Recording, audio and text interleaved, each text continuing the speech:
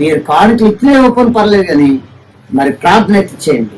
మరి దేవునికి వందనాలు, మీకు అందరికీ వందనాలు. దేవుడు దీవించింది గాక. ప్రభువా నా ఇంటిని నీవు కట్టని ఎడలా, ఇల్లు కట్టు వారి శ్రమ వ్యర్థమయ్యా. ప్రభువా నా ఇంటిని నీవు కట్టని ఎడలా, ఇల్లు కట్టు వారి శ్రమ వ్యర్థమయ్యా. ప్రభువా నన్ను నీవు కాయని ఎడలా, నే మేల్కొనియు. ప్రభునందు ప్రియ ఆత్మీయ బిడ్డలైనటువంటి మీ అందరికీ ప్రభునామలో శుభవందనాలు.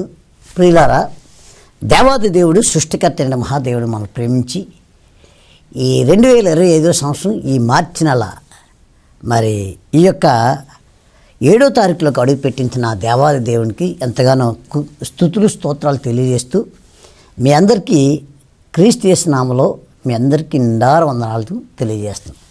ప్రియులారా, ఈ దినం ఇలాగా సజీవులుగా ఉండి ఆయన కనపరచడం ఎంత ధన్యత. దేవుడు మనల్ని ఎంతగానో ప్రేమిస్తున్నాడు. ఆయన ప్రేమిస్తున్న ప్రేమకి వెల కట్టలేం.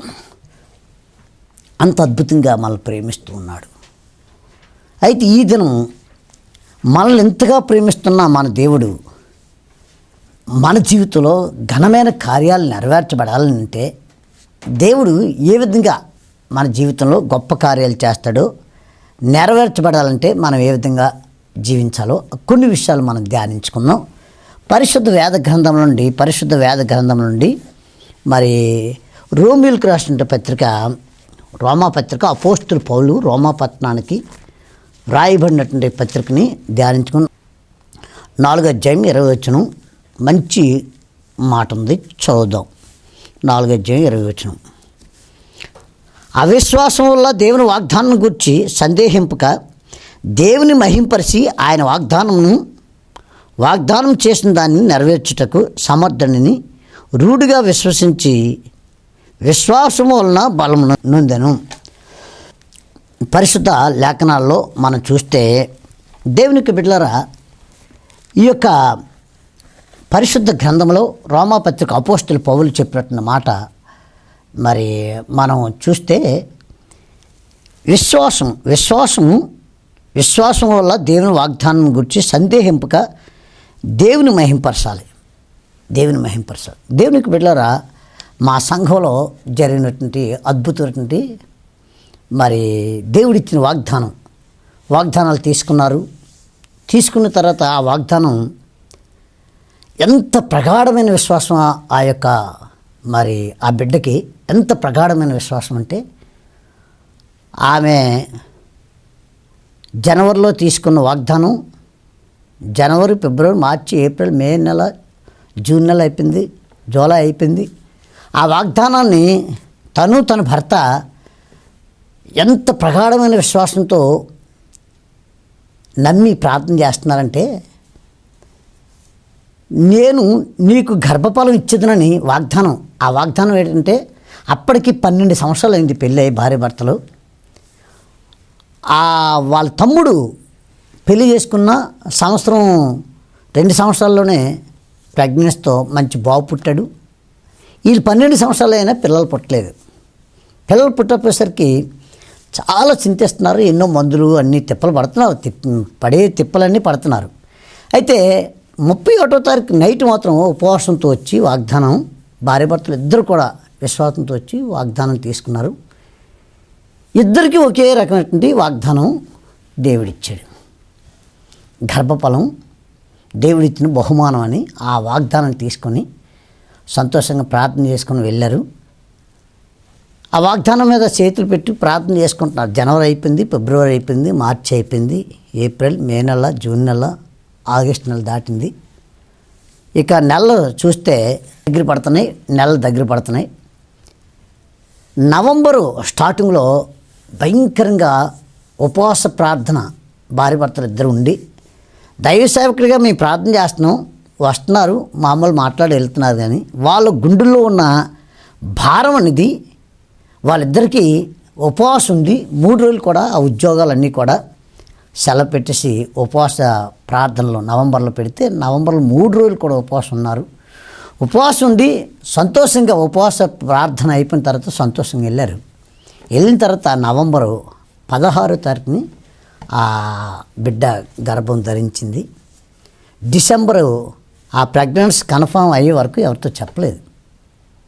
చెప్పకుండా ప్రార్థన చేసుకుంటూ ఉన్నారు. ఈలోపు మరి ఆమె పాస్టర్ గారికి చెప్పింది, ఇలా ప్రెగ్నెన్సీ కన్ఫామ్. ఎప్పుడైతే వాగ్దానం తీసుకుని అది ఆ విషయం పాస్టర్ గారు చెప్పేసరికి పాస్టర్ గారు సంతోషించి, మేము కూడా ప్రార్థన చేస్తున్నాం, అద్భుతంగా నెలలు నిండుతున్నాయి, మరి బాబు పుట్టాడు. పుట్టిన తర్వాత అద్భుతమైనటువంటి ఫంక్షన్ చేసి మంచి కన్నీరు మున్నీరే ఏడుస్తూ సాక్ష్యం చెప్పింది ఆ అమ్మాయి. ఎందుకు ఈ మాట చెప్తున్నానంటే, వాగ్దానం తీసుకున్నా అంటే మొట్టమొదట వాగ్దానం తీసుకున్నా నువ్వు నమ్మాలి. వాగ్దానం దేవుడిచ్చాయంటే ఆ దేవుడిచ్చిన వాగ్దానాన్ని నమ్మాలి. ఆ వాగ్దానాన్ని మన జీవితంలో జరిగేటట్టు విశ్వాసంతో ప్రార్థన చేసుకోవాలి. విశ్వాసం అదే అంటాడు రోమపత్రిక 4:20 విశ్వాసం వల్ల దేవుని వాగ్దానం గురించి సందేహింపక దేవుని మహింపరిచి ఆయన వాగ్దానం చేసిన దాన్ని నెరవేర్చుటకు సమర్థుడు అని రూఢిగా విశ్వసించాలి. మన దేవుడు ఏదైనా చేయగల సమర్థుడు.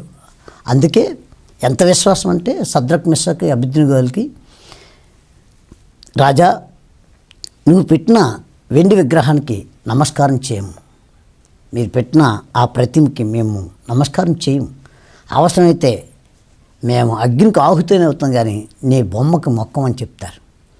అప్పుడు అగ్నిగుండానికి ఆహుతైన అయిపోతాం కానీ నీ బొమ్మకు మొక్కమని వాళ్ళు అనేటాడు. ఆ దేవుడి మీద అంతా నమ్మకం పెట్టుకున్నారు. మరి అలా పెట్టుకోవడం వల్ల ఏమైందంటే షడ్రక్ మిషక్ అబేద్నెగోలు అగ్నిగుండంలో వేసే విత్తులు కాలిపోయారు కానీ ఆ విత్తులు మాత్రం సజీవులు ఉన్నారు.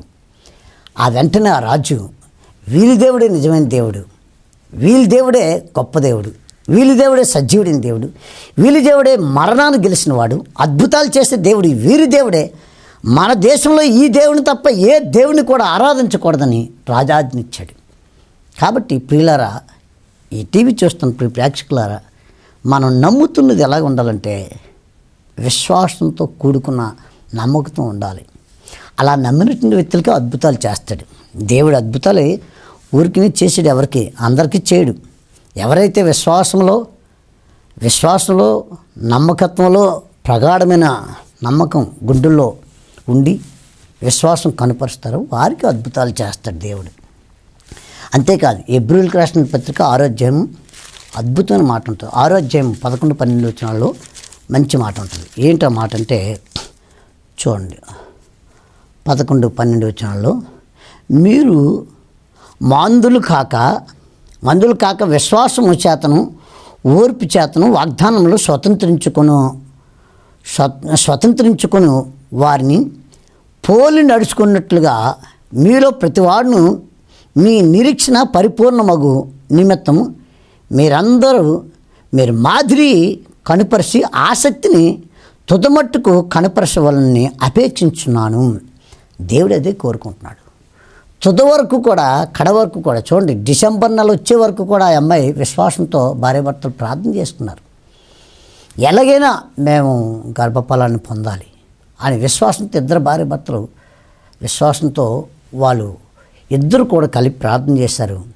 వాళ్ళ భక్తి జీవితాన్ని బట్టి దేవుడు వాళ్ళకి బహుమానం ఇచ్చాడు. ఇక్కడ కూడా అపోస్తులు పౌలు హెబ్రీ పట్టణానికి ఈ యొక్క పత్రికలో అంటాడు, మీరు మాందులు కాక విశ్వాసం చేతను ఓర్పు చేతను వాగ్దానములను స్వతంత్రం. ఓర్పు ద్వారా, సహనం ద్వారా మనకిచ్చే వాగ్దానాలను సొంతం చేసుకోవాలి. చాలామంది ఓర్పు ఉండదు, సహనం ఉండదు. ఈవేళ ప్రార్థన చాలామంది చూస్తుంటారు. కొంతమంది టెంప్టేషను, ఈరోజు ఇప్పుడు ప్రార్థన చేయమంటారు, రేపు పాస్టర్ ఇంకా అవ్వలేదేటి పని అని అడుగుతారు. పాస్టర్ దేవుళ్ళు కాదు. మీకు తెలుసా, ఎవరైనా నేను గొప్ప కార్యాలు చేస్తాను అన్నాడంటే పెద్ద దొంగ. ఎవరు చేస్తారంటే దేవుడు చేస్తాడు. అద్భుతాలు చేసేది దేవుడు. ఆకాశం, భూమి, గాలి, నీరు, సూర్య, చంద్ర, నక్షత్రాలు సృష్టించిన సృష్టికర్తే, సర్వసృష్టికర్తన ఆయన స్వరూపంలో సృష్టించబడిన నీవు నేను మనందరికీ అద్భుతాలు జరగాలంటే మళ్ళీ సృష్టించిన సృష్టికర్త మీద నమ్మకం ఉంచాలి. కుంటివాళ్ళు కాలిచ్చి, గుడ్డోళ్ళు కళ్ళిచ్చి, మోగవారికి మాటిచ్చి, చనిపోయిన వారిని సైతం సజీవులుగా లేపిన ఆ సజీవుడైన దేవుడి మీద మన విశ్వాసం ఉంచాలి.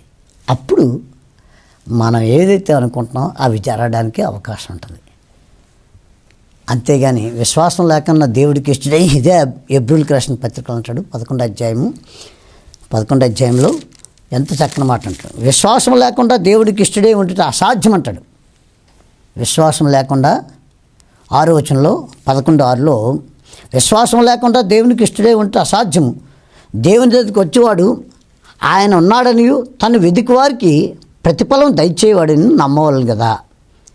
కాబట్టి దేవుని సన్నిధికి వస్తున్నావు అని అంటే, దేవుని సన్నిధికి వస్తున్నావు అంటే ఏదో వారానికి వారం వస్తున్నావు అని ఏదో నామకార్థంగా ఏదో దీనిగా వచ్చేటట్టు కాదండి.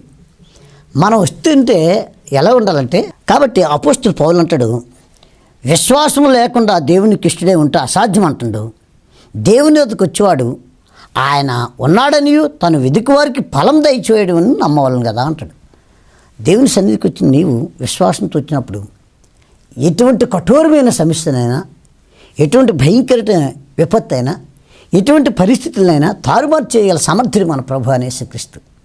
కనుక గర్భఫలం అవ్వచ్చు, అది భూఫలం అవ్వచ్చు, నీ పిల్లల ఎగ్జామ్స్ అవ్వచ్చు, లేదా ఉద్యోగం అవ్వచ్చు, వ్యాపారం అవ్వచ్చు, ఏదైనా నీ విశ్వాసంతో మొదలు పెట్టాలి.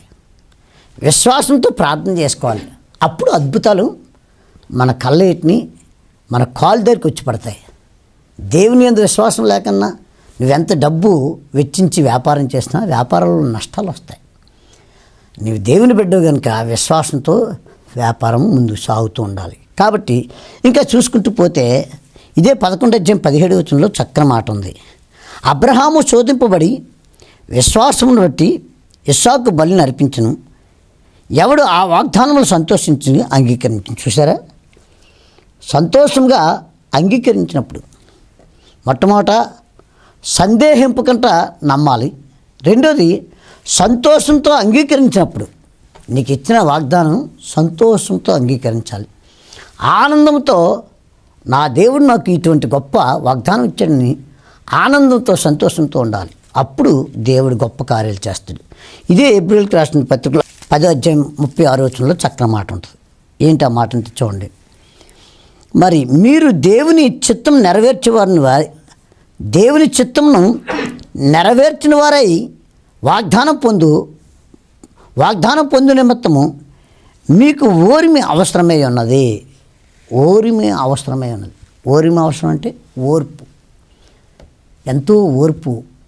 దేవుని బిడ్డకి అసలు అన్యులు కానీ మన చుట్టాలు బంధువులు కానీ ఇరుగు పొరుగు వారిని వీళ్ళందరూ ఆశ్చర్యపోయే విధంగా దేవుని బిడ్డ ప్రభుని నమ్ముకుందు ఎలాంటి కోపిష్టివైనా ఎలాగున్నా దేవుని నమ్ముకున్న తర్వాత అద్భుతంగా దేవుని యందు నీ ఓర్పు నీ సహనం చూసి ఆయన అంత ఓర్పు కలిగినాడండి. వాళ్ళ పిల్లలు ఇలాంటి భయంకర పరిస్థితి భార్య ఏ విధంగా అయినా ఎంత సహనంతో ఉంటాడు, ఎంత ఓర్పు అండి. ఆ తల్లి పిల్లలు ఈ విధంగా చుట్టాల బంధువులు ఈ విధంగా చేసిన ఆ మాత్రం ఎంత ఓర్పు సహనం ఉంటుందండి ఆమె అన్నట్టు. నీ యొక్క సృష్టికర్త దేవుడిని మర్చిపోకూడదు. ఓర్పుతో సహనంతో కనిపెట్టినప్పుడు దేవుడు తప్పనిసరి. చూడండి, ఒక ఆఫీస్ని కలవడానికి వెళ్ళేటప్పుడు ఆ ఆఫీసులో ఏవేవో పనులు ఉన్నాయి, ఎక్కడెక్కడ తిరిగి వస్తుంటే ఆయన వచ్చే వరకు ఆ ఆఫీస్లో కూర్చుంటాం.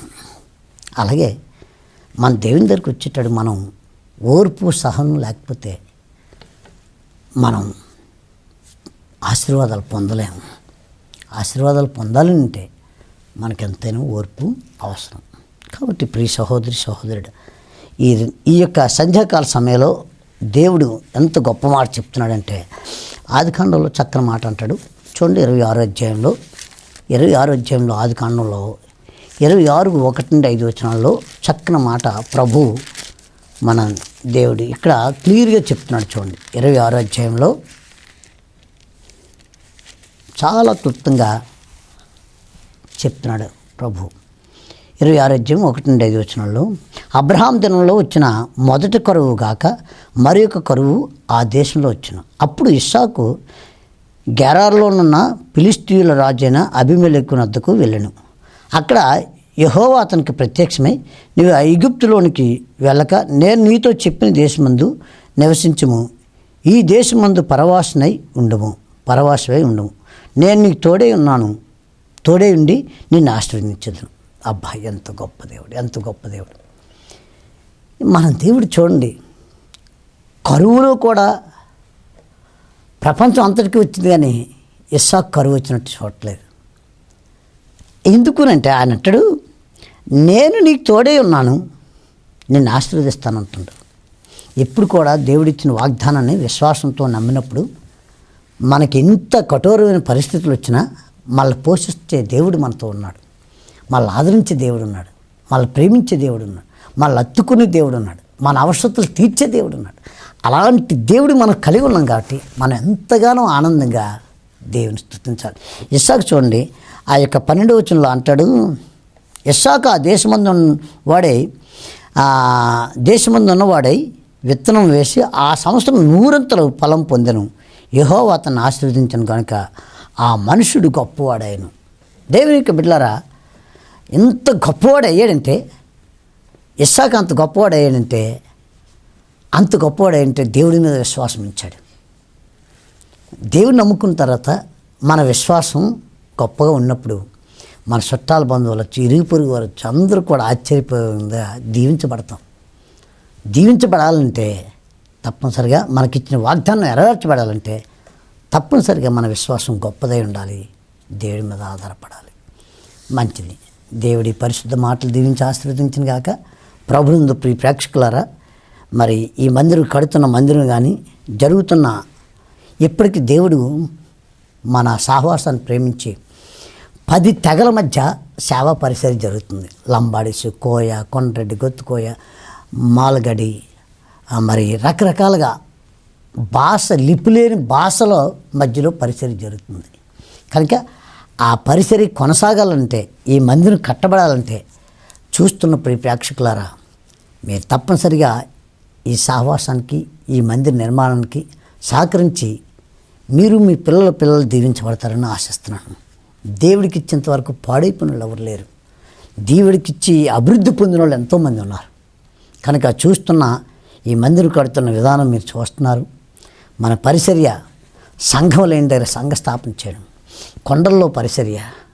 కొండల్లోనూ లోయల్లోనూ అడవుల్లోనూ గ్రామాల్లో కాళ్ళనట్టకలతో తిరుగుతూ సేవా పరిచర్య. ఇంత ఘనమైన పరిచర్య చేస్తున్నందుకు మమ్మల్ని సాలువాలు వేసి సన్మానం చేస్తున్నారనుకున్నారా? చూడండి, పేడ నీళ్ళు వేసి తెల్ల బట్టల మీద పేడ నీళ్ళు వేస్తే అవి దులుపుకొని ప్రార్థన చేసుకుని వెళ్ళిపోతున్నాయి తప్ప తిరిగిపోతానని చేయట్లేదు. అలా చేయకపోవడం వల్ల ఎవరైతే పేడ నీళ్ళు వేసారో ఆ వ్యక్తి ఈరోజు ప్రభుని నమ్ముకొని బైబిల్ ట్రైనింగ్ అవుతున్నారు. కాబట్టి ఈ సహనం, ఈ ఓర్పు మన దేవుడు మనకిచ్చాడు. కాబట్టి ఈ పరిచర్య ఏ గ్రామంలో అయితే సంఘం లేదో సంఘ స్థాపన చేయటమే మా దర్శనం.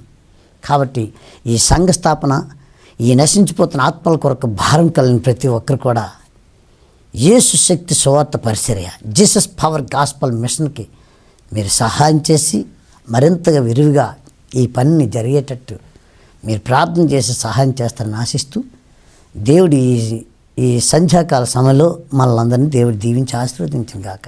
ఆమెను ప్రార్థన చేస్తున్నాం.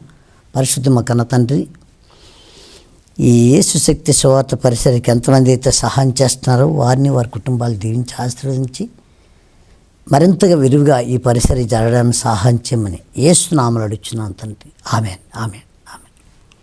మే గాడ్ బ్లెస్ యూ. ప్రభువా, నా ఇంటిని నీవు కట్టని ఎడలా ఇల్లు కట్టు వారి శ్రమ వ్యర్థమయ్యా. ప్రభువా, నా ఇంటిని నీవు కట్టని ఎడలా.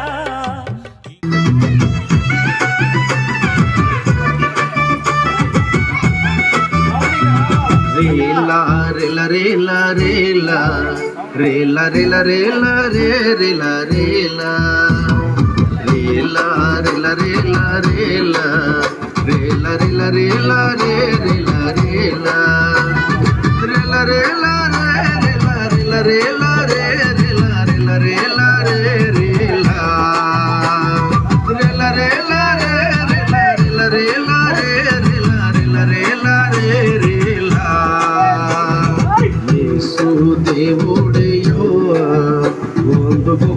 దేవుడే యువా సర్వలోకాత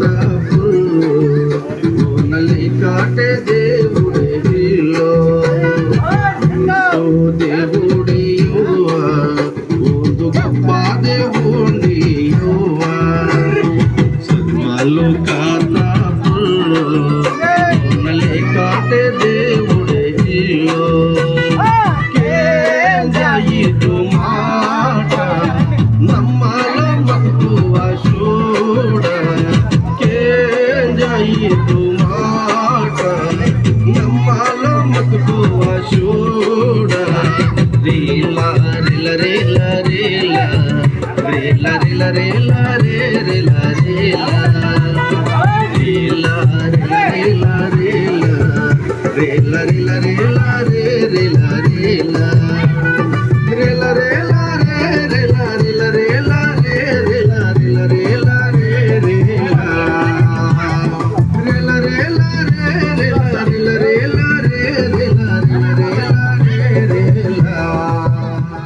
ప్రియ సహోదరులు, మన సహోదరుడు సామ్యూల్ గారు జ్యోతమ్మ గత 16 సంవత్సరాల నుంచి ఈ పరిశుద్ధ స్థలంలో తాటాట్లు గుడి చేసుకొని సేవా పరిస్థితి చేస్తున్నారు.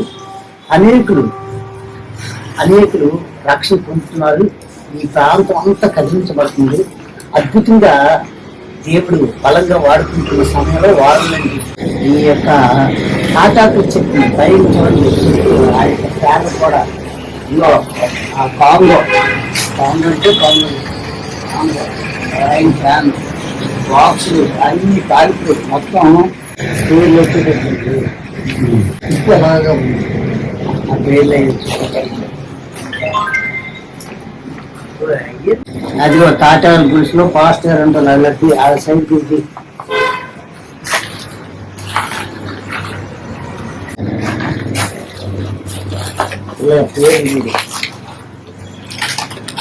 కాబట్టి ప్రియ సహోదరులారా, ఈ యొక్క సాంగ్ చూస్తున్న మీరు మరి మా సామ్యూల్ గారికి మంచి మందిరం కట్టాలని తలంపుతో ఈ స్థలానికి వచ్చాం.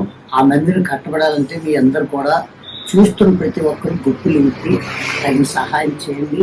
అలాగే వీరికి 2 పిల్లలు, మరి పాప డ్రెస్సి, బాబు విలియం కేరీ, 2 పిల్లలు. దీన సేవకులు ఏ సంస్థలతో సంబంధం లేదు, మనతో సావాసంలో చేస్తున్నారు. వాళ్ళకి ఒక మందిరం కట్టాలని తలంపుతూ ఈ దినం వచ్చి వీడియో తీయడం జరిగింది. మరి సామ్యూల్ గారు అలాగే జ్యోతమ్మని జ్ఞాపకం చేసుకుని మీరు అందరు ప్రార్థన చేయండి. త్వరగా ఈ మందిరం కట్టడానికి దయతో ప్రార్థన చేయండి. మీరు కానుకలు ఇట్లే ఇవ్వకపోయినా పర్లేదు, కానీ మరి ప్రార్థన అయితే చేయండి. దేవుని వందనాలు, మీకు అందరికీ వందనాలు.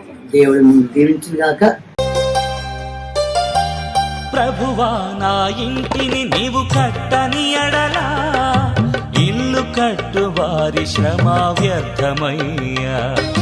ప్రభువా నా ఇంటిని నీవు కట్టని ఎడలా ఇల్లు కట్టు వారి శ్రమ వ్యర్థమయ్యా.